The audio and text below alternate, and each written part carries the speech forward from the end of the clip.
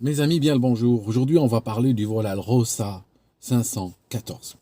Alrosa, avant d'être une compagnie aérienne, est une compagnie minière.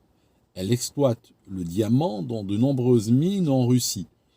Aujourd'hui, ce vol 514 doit relier Oudachny à Moscou. Alors, Oudachny, c'est situé 66 degrés nord.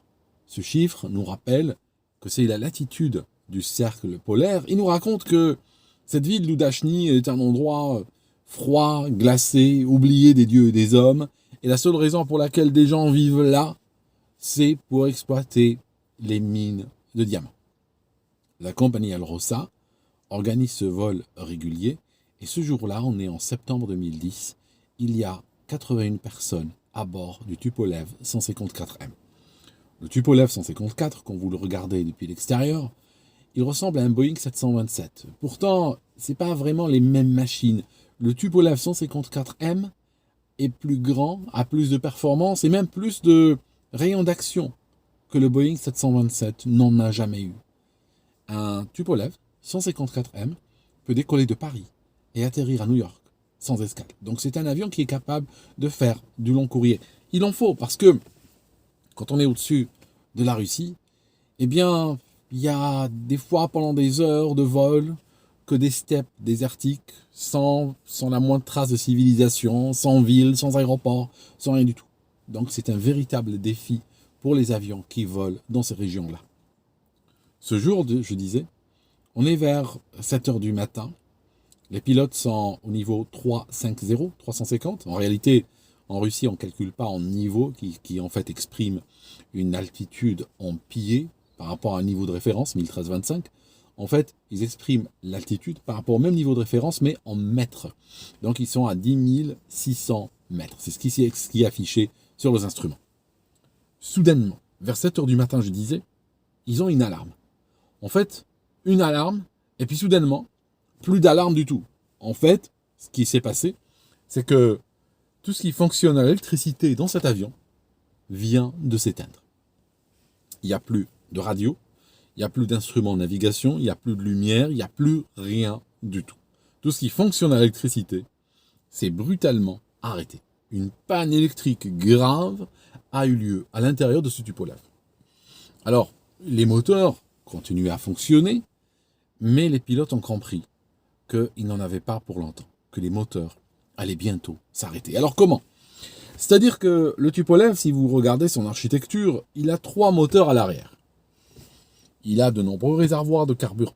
Et il y en avait de carburant, ce n'était pas le problème. Mais il a par exemple 2 grands réservoirs sur chaque aile. Il y a un grand réservoir sous la cabine, au niveau de la cellule, là où les ailes vont faire une intersection avec la cabine. Traditionnellement, c'est un endroit qui est très solide et c'est là qu'on trouve les trains d'atterrissage principaux, pratiquement dans tous les avions. Et on trouve aussi un grand réservoir de carburant. Mais c'était quoi le problème ?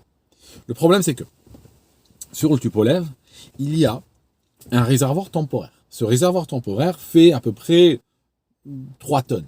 Il peut prendre 3 tonnes 3 de jet à 1. Donc, 3 tonnes de carburant, et on a les 3 réacteurs qui viennent puiser tout le temps dans ce réservoir. Ils ne peuvent pas puiser d'ailleurs, ils puisent toujours que de ce réservoir. 3 tonnes, c'est pas beaucoup. 3 tonnes, on a ces réacteurs-là bouffent à peu près 2 tonnes de l'heure chacun. Donc vous voyez bien qu'avec 3 tonnes, au bout d'une demi-heure, grosso modo, 20 minutes, 40 minutes, ils vont vider ce réservoir-là. Donc, il y a des pompes électriques, qui constamment prennent le carburant des autres réservoirs du Tupolev et le versent dans ce réservoir temporaire. Donc ce petit réservoir de 3 tonnes, eh bien, il sert de lieu de passage où les réacteurs vont puiser constamment leur carburant. Les pilotes constatent assez rapidement que ce réservoir-là est en train de se vider. Alors que normalement, ce réservoir, il a constamment 3 tonnes 3 de carburant, sauf si il y a un défaut d'alimentation ou bien les autres réservoirs sont vides. Là, ils voient qu'ils commencent doucement à se vider.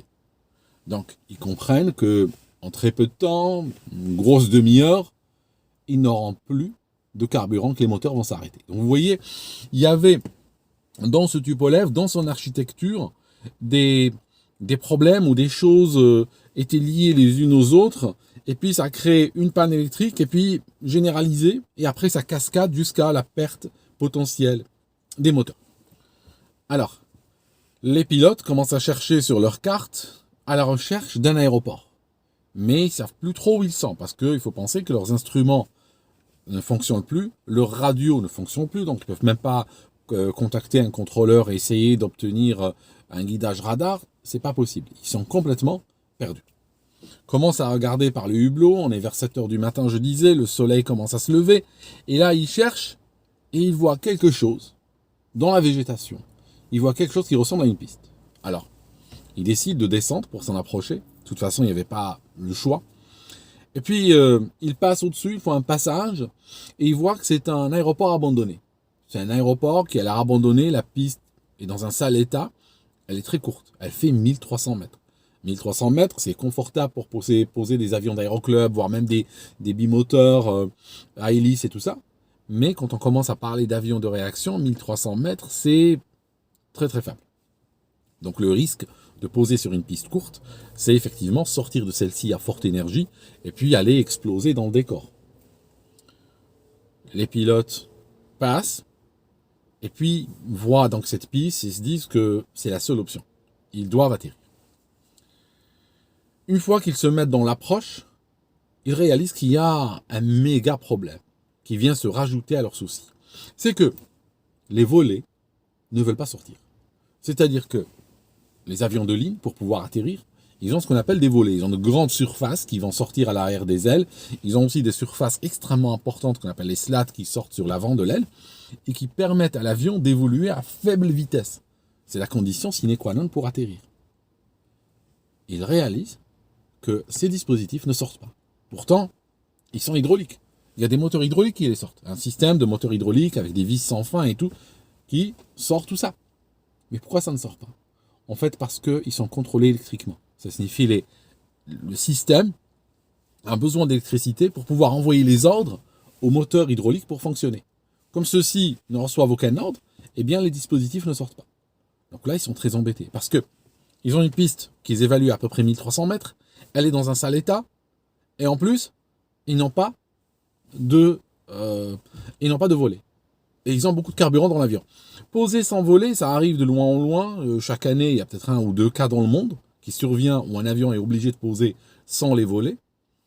Mais même pour poser sur une piste longue, sur une piste qui fait 3500 mètres ou 4000 mètres, généralement, ces avions qui ont ce problème et déclarent une urgence, ils sont dirigés vers des aéroports avec des pistes extrêmement longues. Mais malgré cela, ça reste un grand défi pour les pilotes.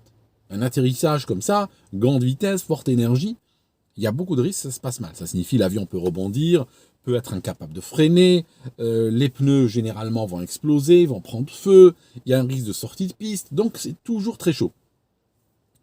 Les pilotes, je disais, réalisent qu'ils ne peuvent pas sortir les volets, mais ils doivent atterrir sans sur une piste extrêmement courte. Ils font leur première approche, et puis ils sont obligés de l'annuler. Parce qu'ils ne se présentent pas correctement, donc ils remettent les gaz et ils refont un passage. Ils reviennent, et puis c'est pareil. Ils réalisent que c'est peut-être impossible de poser sur cette piste.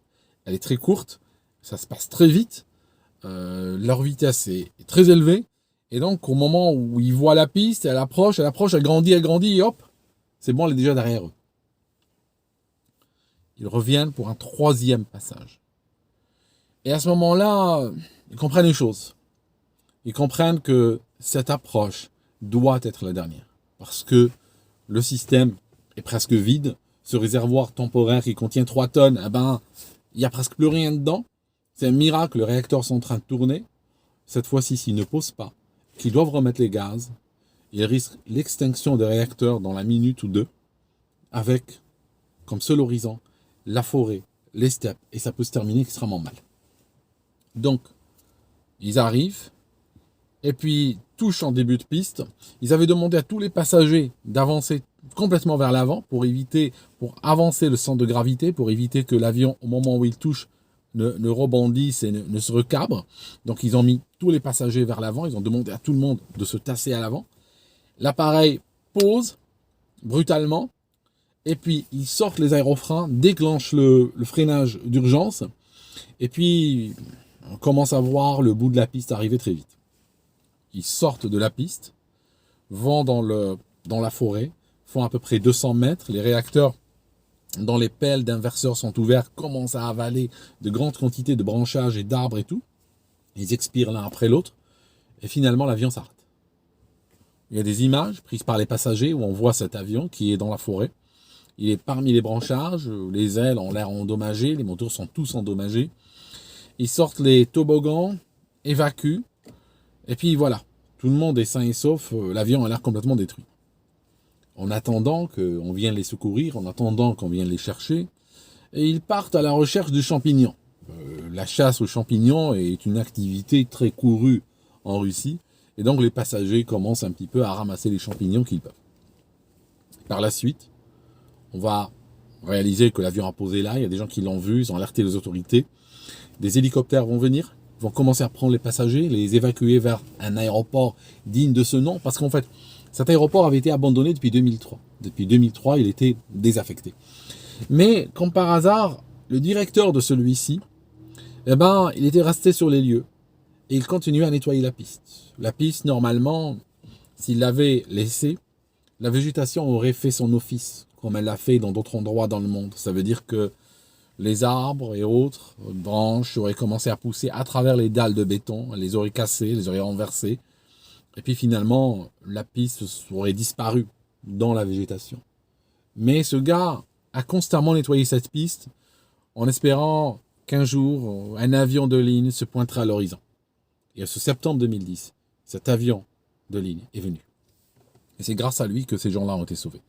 Donc, les passagers sont évacués vers un autre aéroport, on leur trouve un autre Tupolev qui les ramène à Moscou. Excepté 2 passagers qui ont eu des réticences. Il y a 2 passagers qui ont dit, bon, assez d'avions pour aujourd'hui, j'en préfère rentrer par train. Donc on leur a acheté des billets de train, ils sont rentrés chez eux de cette manière-là. L'avion, lui, au départ, il s'agissait de l'abandonner. Au départ, l'état dans lequel il était n'inspirait plus aucune forme d'espoir. C'était fini, on va le laisser, et puis la végétation poussera à travers. Et puis, soudainement, la compagnie a décidé de le récupérer. Alrosa a décidé de le récupérer. Donc, qu'est-ce qu'ils ont fait? Ils ont envoyé des techniciens sur place. Les 3 réacteurs ont été remplacés sur site. Ils étaient complètement pourris. Ils ont été remplacés sur site. L'avion a été dégagé de la forêt. Beaucoup de tôle froissée a été réparée également. Ils l'ont vidé de tout ce qu'ils pouvaient contenir. Et ils ont ramené 3 pilotes d'essai, 6 mois plus tard. Nous sommes en mars. Ils ont attendu un jour, il fait très froid. Nous sommes en mars 2011. Et puis, il y a 3 pilotes qui devaient tenter le tout pour sauver cet appareil.